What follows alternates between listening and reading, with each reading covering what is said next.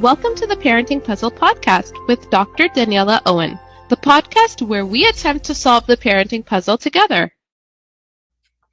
Hey everybody, welcome into another edition of the Parenting Puzzle Podcast with Dr. Daniela Owen. How you doing today, Dr. D? I'm doing well, Jake. How are you? I'm doing really well. Did you have a good weekend?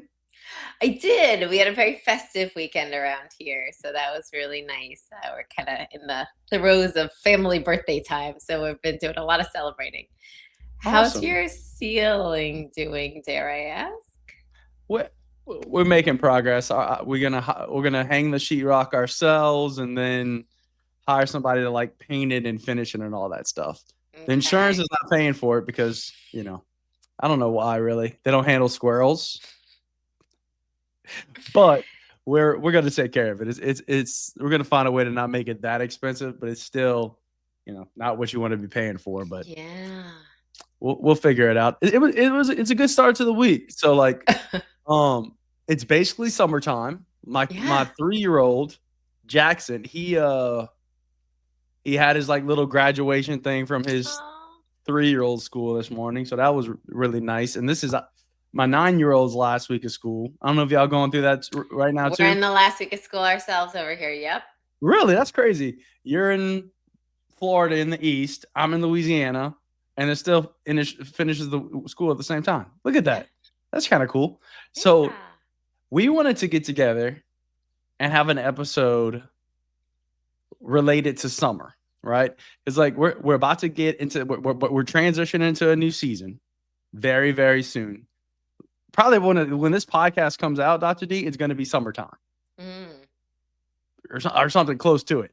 And kids have a lot more free time on their hands because they're not in school for however many hours in the day.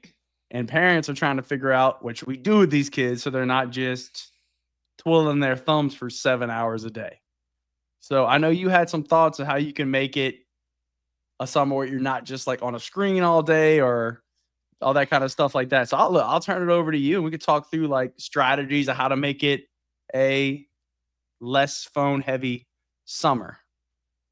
Sounds great, Jake. Yeah, I totally agree. Whether people's summers are starting this week or in 3 or 4 weeks in the Northeast, it's coming. Summer's around the corner. And, Jessica was on the last episode asking about how to manage not having, delaying tech, specifically phones for kids going into middle school. It was a great question. And it really got me thinking, summer is coming up and it's so easy for everyone to rely on screens for entertainment.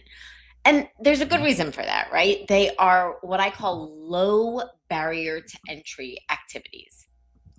You press power on an app, you press a button, like it's so quick and the entertainment starts, right? And there's endless content on sites like YouTube and, streaming apps like Netflix. There's so much content that it can keep kids entertained for extended periods, which is desirable to the kids, a lot of times desirable to the parents, but it comes at a cost, right? So all of that low barrier to entry entertainment tends to also be quite passive, meaning we're just consuming.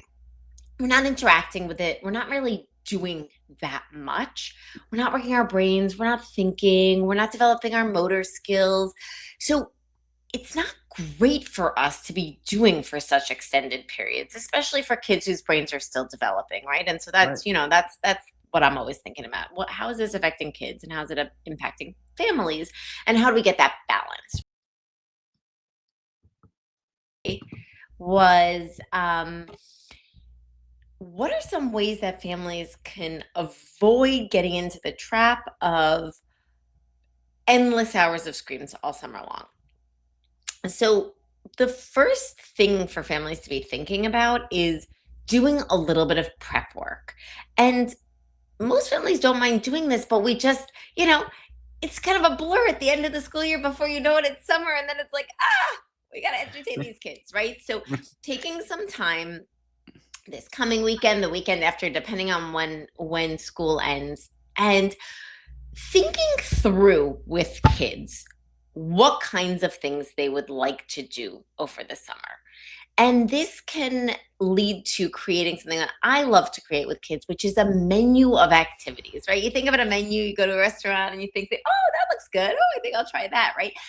Asking a kid who's bored to come up with something to do is very difficult.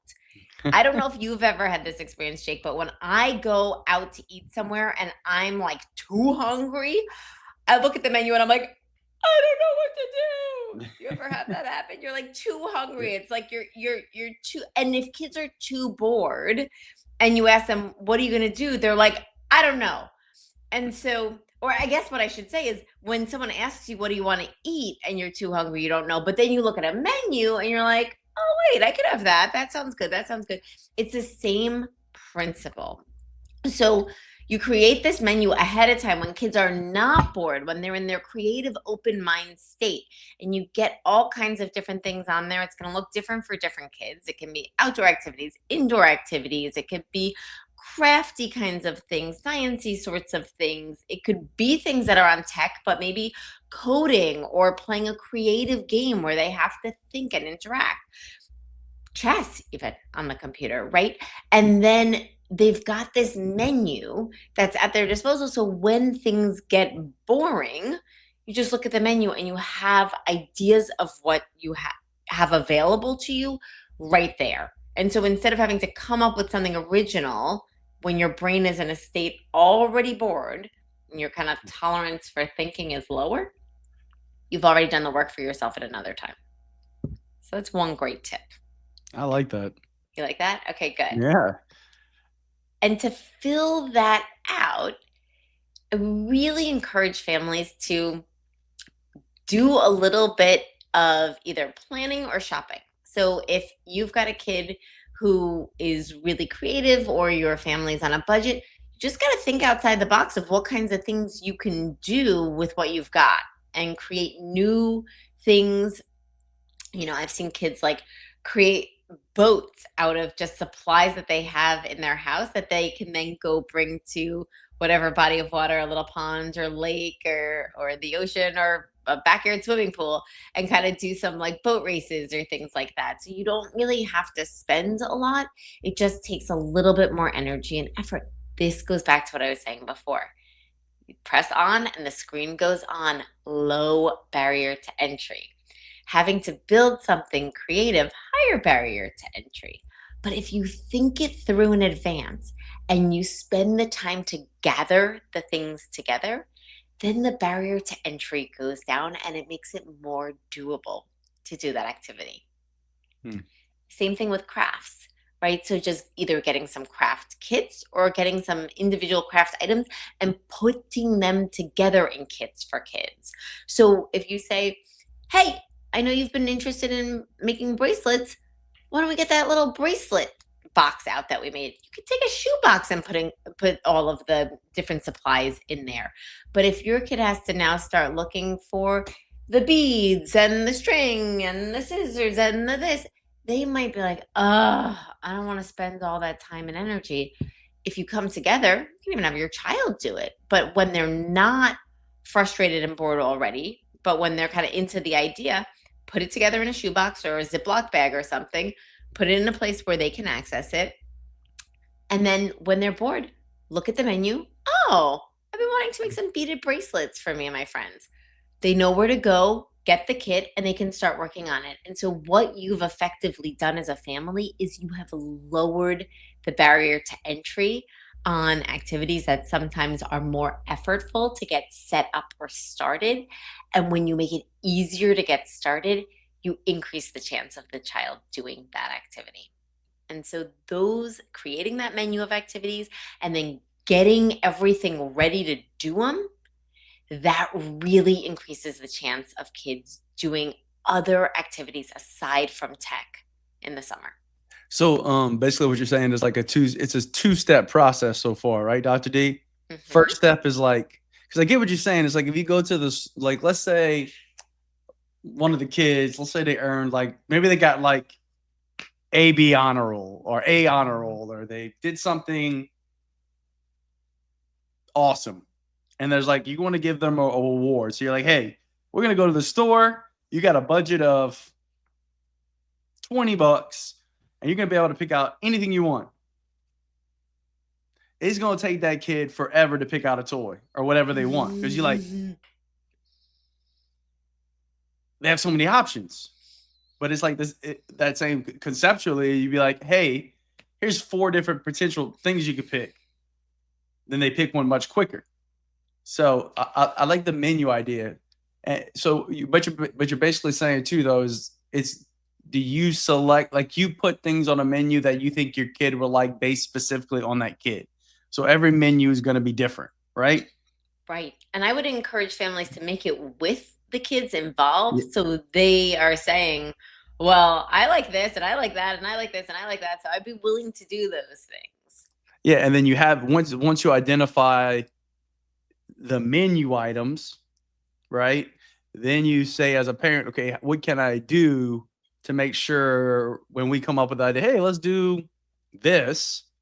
Now the barrier of entry is low because the stuff's already there. So the first step is create the menu. Here's my 9-year-old kid menu. Okay. And then you got to get the ingredients to cook it. Right. Right. Because what's the point of having something on the menu if you can't eat it? That's right. Because especially when you're hungry, like you were talking about, you want to eat the food. Right. So that makes a lot of sense. Because I think kids, especially, even me, I'm like a big kid, but like kids, especially, they get bored really, really quick. Really quick. So like, I'm bored, and then the low barrier of entry for the parents at that point is, okay, yeah, go ahead and like watch YouTube or play your VR or play on your iPad. And not saying you can't do that sometimes, right? And I guess that's but you can't, but maybe there's an other option if you already have the menu. I guess I'm curious, like, what do you think, like, during the summer, they're not in school, there's a lot more free time. Maybe you can't afford as a parent to send them to like every summer camp in the sun because those are not cheap.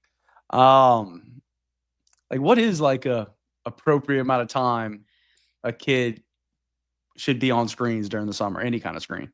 That's a great question. So the American Pediatric Association has gotten away from saying how long kids should be on screens and more talking about what they're doing on screens, right? So 3 hours on a screen playing an interactive or educational game or even playing chess against the computer is very different from 3 hours of watching videos where they're completely passive. So doing things that are active, doing things that if you're using it together or 2 kids are using a device together and doing something interactive, it's a very different experience for that child and for their brain compared to just passively consuming media, right? And so, even these days we have, iReaders and books, and you could read things on, older kids might be reading on their devices and stuff. And so it's not about how long, it's about what they're doing. Passive, when kids are just consuming passive content, it's really causing them to just kind of zone out. And we don't want kids to zone out for very long periods of time, right? So, zoning out for over an hour, I would say is probably not great. But if they're mixing it up and doing a little bit of shows and then playing a game and then, I don't know, doing a FaceTime with a friend and then, getting back and doing an art thing on their screen and then going back to watching something a little, mixing it up, that's more what we're looking for. So it's less about how long they're using devices for, and it's more about what they're using devices for. However, I'm a little old school, and I think that taking a break from looking at screens is good for eyes. I haven't verified this with an optometrist, but I'm sure optometrists would agree with me. If we're always looking at a screen for so many hours on end, it's not great for our eyes. And so being able to switch and make the friendship bracelets by hand and then getting back on and doing some kind of puzzle thing and then getting off and doing, some kind of running around physically active, that's the other thing. When they're on screens, they're not physically active for the most part. And so being able to move your body, so important for kids. built into the school day, not built into the summer day, perhaps, if they're not, to your point, at a camp where they're doing a lot of physically active things. So if families live in a neighborhood where kids get on their bikes in the morning and play all day and then come back in the evening, that's great. But a lot of families don't have that situation. And so if that's not the case for your family, thinking through, which can be physically active activities, but thinking through what kids can be doing with their time. And this is a fun thing for kids to do. Most of the time when you ask a kid to make a menu of activities, they're like, oh, they can get pretty creative with it. And so they can think through, like what are the appetizer kind of activities, something that's quicker and shorter, easier maybe. What are the kind of bigger things? They could have physically active things on there. They could have creative things on there. They could have screen time things on there, right? They can break it up into different sections. And that way they're thinking through in advance things that they would want to do, so that when it comes time to do things, they can look at it. And to your point, it's already narrowed down. And I know we have a number of parents who listen to or watch our podcast of neurodivergent kids. Having to pick, to your point, walking into the toy store and having to pick from everything is overwhelming. But narrowing it down to a handful of good choices, that can be much more manageable and feel a lot more doable for kids and families. So thinking through what those things are, just making sure they're reasonable, right? So if your kids got something on there that they're not allowed to do, or you're not able to provide them with the supplies for, that shouldn't be on the menu. It should be things that they can do, that they're able to do, ideally that they're able to do independently. And so these are things that kids can just get started on working on their own. That makes sense too, like making sure the menu is actually attainable. Exactly. Yeah, if we can't afford it or it's not possible, that's why it's got to be like collaborative. That makes a lot of sense. That way it's like, hey, okay, let's, instead of get on your phone, let's pick something from the menu that you could work on today. Boom, there it is. All right, here's your supplies. Let's work on it. Or you work on it, even better, because that's a challenge for parents, and why kids end up on the phone a lot is because the summer's different for the kid because they're not in school anymore. But like parents, the work's kind of the same. Yeah. It's just maybe a little bit hotter. So it's great points. So Dr. D, I think I'm ready for my favorite segment. What do you think? Okay, let's do it. All right. Let me just bring this up. I'm ready to roll. All right. We want to give a quick shout out to our sponsor for the last word with Dr. D, Louisiana Flag Football. Speaking of kids being active, we're talking about that a little about today, trying to get them off the screens. If you're looking for a safe, fun, competitive way to get your kids off the screens and doing something active and fun, Isaac and I both participate in this league, me as a coach and Isaac as a player. I would go check out Louisiana Flag Football. They're definitely going to be having some kind of program coming up soon. We're in the middle of the spring season right now, but if you're looking for a way for your kids to have fun, be active, go check out their website, louisianaflagfootball.com. They're the biggest flag football organization in Louisiana right now, and we would highly recommend it. And thank you so much to Louisiana Flag Football for supporting the parenting puzzle. We greatly appreciate it. Okay, let me play this other little thing, and then we'll do this. Got to find it. Here we go. I found it. Oh, my God. Sorry.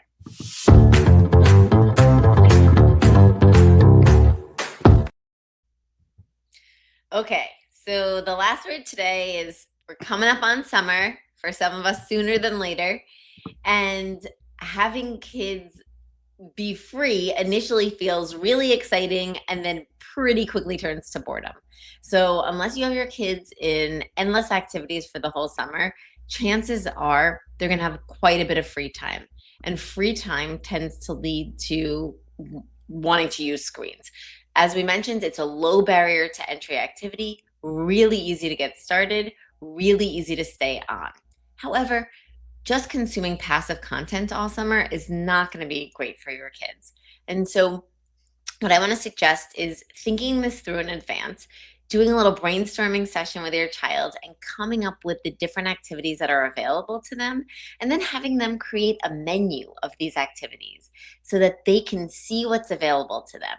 Then when they're feeling bored during the summer, they can get out their menu, look at what the choices are, and pick something from the menu.